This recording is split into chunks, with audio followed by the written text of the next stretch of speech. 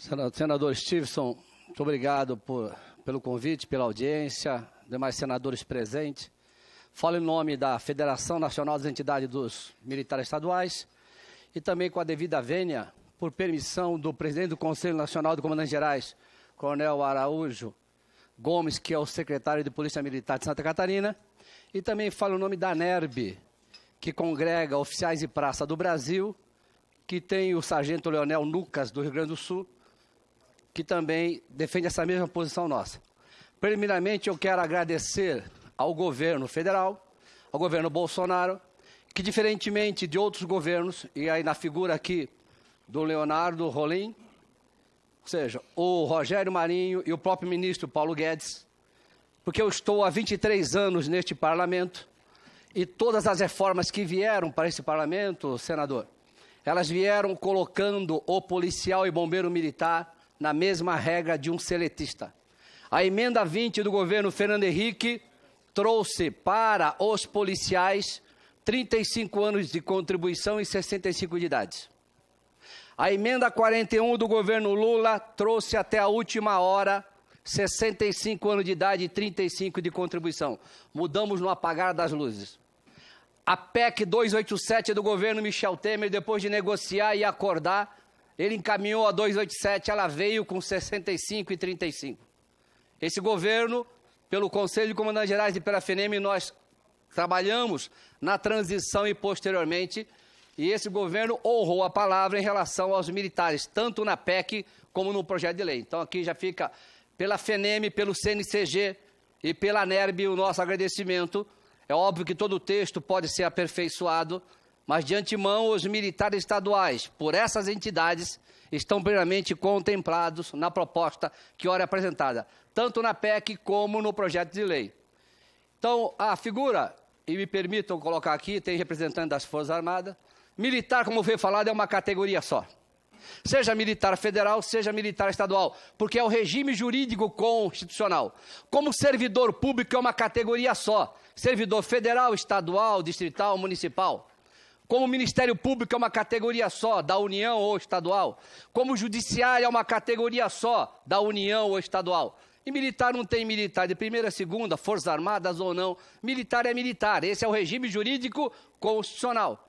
Então, o Brasil ele tem as suas Forças Armadas e às vezes falam, olha, e eu aqui me permito, um representante das Forças Armadas, mas as Forças Armadas estão em treinamento.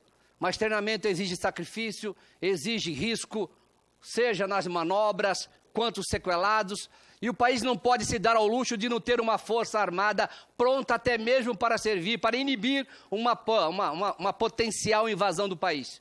Então as Forças Armadas têm que estar em condições, e o regime de dedicação é semelhante à das polícias militares, apenas que as polícias militares, como foi falado, e o bombeiro estão já no cenário de guerra. Por isso que alguns países como França, Itália, reconhece que o militar federal só se equipara, militar de Forças Armadas se equipara ao militar estadual quando está em missão ou em cenário de guerra. Eu queria pedir, senhor presidente, com a sua devida vênia, nós tivemos o sargento Delfino que deixou a sua esposa e a sua filhinha, faleceu em missão, lá em Araçatuba, sexta-feira, combatendo o incêndio, defendendo o patrimônio. Eu queria pedir com a vênia do senhor, se poderíamos fazer um minuto de silêncio. Então, sob o comando do senhor, se pudermos ficar em pé e fazer um minuto de silêncio em homenagem a esse herói que faleceu cumprindo a missão. Coronel, a ele e a todos os outros heróis que morrem salvando, protegendo nossas vidas, dedicando à ordem pública esse risco. Um minuto.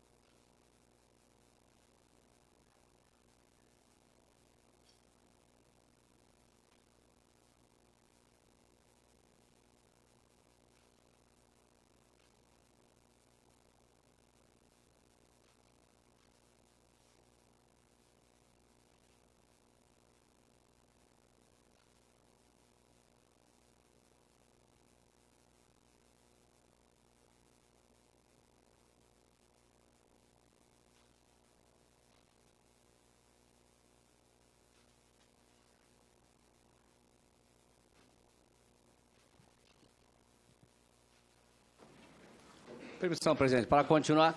Então, se nós perguntarmos para essa viúva e para essa criança, cadê o pai dela? Não retorna mais. Vossa Excelência sabe disso, senador Stevenson. Quantas vezes Vossa Excelência saiu de casa e não sabia a sua mãe se Vossa Excelência voltaria ou não? Quantas vezes nós saímos em missão? Esse saiu e não voltou mais. E a pátria que não reconhece seus heróis não é digna desses seus heróis. Veja o Brasil. O Brasil é um continente, um país com quase 16 mil quilômetros de fronteira terrestre. As Forças Armadas e as polícias e o bombeiro têm que proteger essas nossas fronteiras. Um país que tem uma fronteira marítima de quase 8 mil quilômetros. As Forças Armadas e as forças policiais é que protegem a integridade desse país, o nosso território, a nossa soberania. Foi falado pelo coronel Flammarion e a OMC já falou, o Brasil está numa situação epidêmica, o Brasil está em guerra. O Brasil está em guerra. E enquanto a morte não bate nas nossas portas, não há comoção. Mas neste momento estão morrendo pais de família, estão sendo executados. O crime avançou nesse país. Perguntaram depois que houve o governo civil, por que o Brasil entrou nessa escalada de violência? Nós fomos buscar os direitos humanos que tem que ter, mas aí não temos sistema de proteção e de justiça que faça frente a isso. A cada ano são mais 2.000, 4.000 mortos, 64 mil mortos, primeiro no mundo, 70 mil desaparecidos, 65% subnotificação. Senadores, se nós somarmos 64 mil, mais 70 mil, 134 mil, mais 65% subnotificação, eu tenho mais 40 mil a ser acrescentados aí. Eu tenho uma Hiroshima e Nagasaki todo ano neste país. Isso não é motivo de comoção nesse país. E quem é que está confrontando o crime? São as forças policiais, são as forças militares que doam a sua vida pela pátria. Morrem no Brasil, já aconteceu, 2018, 365, mas já alcançamos 500 mortos no ano. Primeiro do mundo, Estados Unidos 90, Reino Unido 8 por ano. E nada se fala. Taxa de mortalidade de um policial. Deputado Subtenente Gonzaga. Taxa de mortalidade do policial. Vejam, senhoras e senhores, enquanto em 100 mil habitantes, o policial nós temos 43,79, enquanto na população é 8,73. É a taxa de mortalidade. Cemitério de PMs em São Paulo. Deixar isso bem claro. São Paulo nós temos cemitério só para PM que morre em serviço. E não cabem mais PMs lá. A semana passada o senador Major Olímpio acompanhou o enterro de mais um herói. Teve que ser colocado no cemitério da Guarda Municipal porque não cabe mais. A imprensa não notifica isso.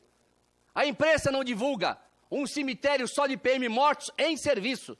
Fora de serviço não entra lá. Então vejam, Vossas Excelências, está aqui um mausoléu, um cemitério de PMs, isso não é notícia? Está lá um mausoléu, os nossos heróis estão lá, as viúvas passam lá, os órfãos passam lá, e nada disso é motivo de comoção, uma imprensa que muitas vezes distorce o fato. Aqui estão, ó, essa cena nós estamos acostumados a ver o tempo todo. Senador Stevenson, que esteve na ponta da linha, já presenciou isso, eu também já fiz isso, Subtenente Gonzaga, e tantos que aqui estão, carregando os corpos dos nossos irmãos, vendo as viúvas chorando. Eu já peguei ocorrência em que eu tive que tirar a esposa de 17 anos e a filhinha de 1 ano do corpo do policial de 23 anos. Estavam sob o corpo do pai e do esposo. Essa cena nós estamos cansados de ver, chorando pelo luto dos nossos entes queridos. O crime não respeita mais a polícia. Aqui, ó, a relação. Se nós perguntarmos com devido respeito, perguntarmos por uma pessoa que foi morta pela polícia, aqui nessa casa e na Câmara, todos repetem. Eu não vou nem dizer o nome, que não deveria. Toda ilegalidade tem que ser punida. Mas se perguntar qual o nome do último PM que morreu por essa pátria, não tem eco nem no Senado nem na Câmara. Mas se eu perguntar, seja qual for, mesmo que seja um marginal que foi executado de forma indevida, que não pode, mas todo mundo sabe o nome dele. PMs deficientes, só em São Paulo são 3 mil. Tem uma associação de PMs deficientes, para poder dar amparo que o Estado não dá, para conseguir uma cadeira de roda, Então, nós temos a Associação dos PM Deficientes. Essa aqui é a nossa realidade, ó. Os PMs em cadeira de roda. Isso não dá notícia. Isso não sai na Globo. Isso não sai na Folha. Está aqui, ó, essa é a realidade, ó. Os nossos heróis de cadeira de roda. Mas isso aqui não é notícia. E vivem sendo amparados pelas associações e não pelo Estado. Dependentes químicos e suicídios, nós perdemos as contas. Pela atividade, pela atenção, quantos ficam sequelados, dependentes químicos e em torno de 1 suicídio por semana. Isso que foi falado pelo Coronel Flamarion. Enquanto na sociedade o suicídio é 3,5, nas polícias militares, 15,96. Isso tese de mestrado mostrado só em São Paulo, um trabalho científico. PMs deficientes, perde-se as contas. Reserva e reforma não são espécie de aposentadoria. PM e bombeiro, Forças Armadas, nunca aposentam. Eu estou na reserva, na PM de São Paulo. O regulamento militar, o Código Penal Militar continua sobre a minha cabeça. É como num time de futebol, eu tenho os titulares e o reserva no banco. O militar não aposenta, um seletista, a hora que ele aposenta, ele não tem mais vínculo nenhum com o emprego. Um servidor público, a hora que ele aposenta, não tem vínculo nenhum mais com o serviço público. Um PM bombeiro, Exército Marinha Aeronáutica, ele continua sujeito. Só para aqueles e para ficar bem marcado para o público, para o nosso telespectador. Eu sou de São Paulo, estou na reserva. Se eu sair aqui no Senado e me deparar com um crime, um roubo, eu sou obrigado a agir. Estou fora do meu estado, estou na reserva, sou obrigado a agir. E se eu não agir, eu não respondo por omissão, eu respondo pelo roubo, como se eu tivesse praticado roubo. Esse é o ônus e o encargo que tem o militar o tempo todo. Se eu falar uma coisa indevida aqui, estou sujeito ao Código Disciplinar e ao Código Penal Militar. Isso é militar. Portanto, militar nunca aposenta. E aí faz um jogo de que militar tem privilégio, num jogo muitas vezes de uma mídia mal informada ou que distorce. Militar não tem privilégio, militar tem direitos compensatórios das vedações. É uma balança. Se eu ponho um ônus de um lado, eu tenho que pôr um direito compensatório do outro. Isso, senador, isso é cláusula pétrea. Senão, eu desequilibro a balança. Aí é melhor o militar ser seletista. Vou ser seletista com todo o direito e com o sindicato nacional para poder fazer greve, dissídio coletivo. Ah, isso não pode. Ah, isso não pode? Então, vamos fazer a devida compensação. Portanto, reserva e reforma e pensão não fazem parte de um regime previdenciário. PMs presos, nós depuramos os nossos quadros. Senador Stives, Vossa Excelência esteve na ponta da linha. Nós expulsamos os maus policiais. Eu pergunto para Vossa Excelência, tem presídios de ex-políticos? Não tem, mas tem presídio de PM. Veja aqui em São Paulo. Nós depuramos os nossos quadros. Nós condenamos, ao contrário do que falo. Então, nós temos lá, e rigoroso, não são como os presídios por aí afora. Agora, observe um detalhe. Existe um erro, secretário, né, Leonardo Rolim. PM e bombeiro, elas são do Estado, mas elas são instituições nacionais. Elas não são federais. Isso tem que ficar bem claro. Quando, na ordem pública, nós temos a Polícia Federal, Rodoviária, Civil, a própria PM e bombeiro atuando na ordem pública, está tudo na normalidade, atuam. A hora que chegou num quadro grave, de grave perturbação, a PM e bombeiro, antecedendo ao Exército Brasileiro, elas passam a atuar na função subsidiária, atuando em todas as fases da segurança pública. E se ainda assim, a PM e bombeiro, como o Brasil não tem uma guarda nacional, se elas não derem conta, elas serão incorporadas ao Exército Brasileiro. Portanto, a PM e bombeiro atuam na fase de normalidade, na fase excepcional e na fase de guerra, integrando a defesa territorial brasileira. Esse é o modelo. E se esquecem e começam a colocar de forma indevida. Reforma da Previdência. Nós tivemos a emenda 20, 41 e 47. E aqui fica um alerta, né? E a gente já tem uma larga experiência em processo legislativo. Senador Stiveson, todo partido político, quando não é governo, desce a lenha na reforma da Previdência. Quando não é governo, sou contra. A hora que vier governo, é a favor. Seja qual for. E eu queria colocar para os senhores, para ver. Eu tive a emenda 20, que foi do Fernando Henrique, 41 e 47 do governo Lula, que atuou ferozmente para evitar a aprovação da emenda 20. 54 deputados do PT na Câmara seguraram mais de 4 anos a emenda 20. Aí depois, no governo Lula, em 1 ano já aprovaram uma, porque não tinha oposição contra a reforma da Previdência. Vejam, senhores, Fernando Henrique fez a reforma, a emenda 20. O que ela fez? Mudou de retributivo para contributivo. Colocou equilíbrio financeiro, atuarial, previdência complementar e obrigação de tempo mais idade. Isso fez Fernando Henrique. Governo Lula, reforma da Previdência, lá vem o Lula. Aí os trabalhadores falaram, agora estamos salvos, né? O que fez o Lula? Aquilo que o Fernando Henrique demorou 5 anos, ele fez em 1. Em 1 ano, ele fez contribuição do ente, do ativo, do inativo e da viúva. Fernando Henrique não conseguiu colocar a contribuição do inativo nem da viúva. Lula colocou. Colocou o caráter solidário, ou seja, mas eu já aposentei, mas você paga para os outros. Colocou o regime único e colocou unidade gestora única. Aí, aqui eu queria, não sou eleitor, mas reconhecer a postura coerente da ex-senadora Heloísa Helena. Heloísa Helena, como líder do PT, o tempo todo ela encaminhou contra a reforma da Previdência, o tempo todo. Aí quando ela chegou a ser governo, aí vejo a fala da Heloísa Helena. A Heloísa diz, ela deixou bem claro, voto coerente com as posições históricas do PT. Por isso que ela votou contra, encaminhou contra e foi expulso do partido por encaminhar contra. Aí queria fazer uma lembrança, senador Stevenson, do debate entre a Heloísa Helena e o Aloysio Mercadante, líder do governo. Ele falou assim, Heloísa, você tem que entender que tem a ética da convicção e a ética da responsabilidade. Agora nós somos governo, agora nós somos responsáveis. Ela falou, quer dizer que a convicção é irresponsável? Ela manteve a coerência dela. Então, virou governo, muda-se a convicção. Reforma do Lula na 47, isso que o coronel Flamarião colocou, essa é uma realidade. Eu também que ministro aula em faculdade, nós sabemos que, e no campo do direito, nós sabemos que o trabalhador comum é contado por horas trabalhadas. E um trabalhador comum, se ele trabalhar 30 anos, são 57.600 horas. Um policial e bombeiro trabalham, no mínimo, 82.000 horas. Perfazem 43 anos de serviço. Eu entrei na vida militar em 76. Naquela minha época, em 76, o Flamarion também é mais ou menos desse período. Em 76, eu cheguei a pegar como soldado.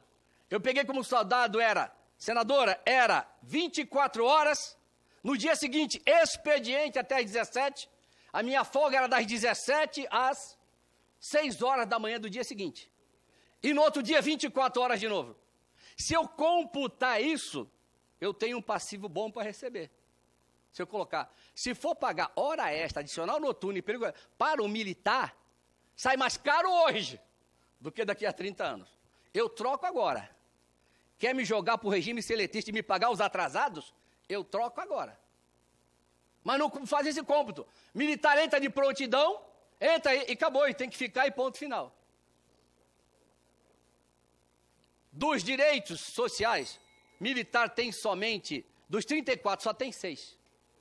E aí não vou nem elencar, porque o Flamarion já ficou de passar isso para o presidente. Mas só para lembrar, quer igualar o militar, está achando que é privilégio? Me dá os 34 direitos sociais. Me dá o direito de dissídio coletivo. Me dá o direito de greve. Então vamos nivelar para nivelar tudo. Para me dar o pior dos dois mundos, não.